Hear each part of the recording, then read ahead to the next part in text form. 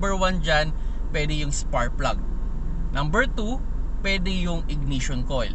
Number 3, pwede yung fuel injector. So yan yung tatlong component o yan yung 3 common component kaya nagkakaroon ng misfiring engine. Kumbaga pwedeng nagka-problema ka sa spark plug. Pwedeng yung spark plug mo ay sobrang dumi na o pundido na or may mark ng oil. So pwedeng mamalya yan. O itong ating ignition coil, ito yung nakakonect sa ating spark plug.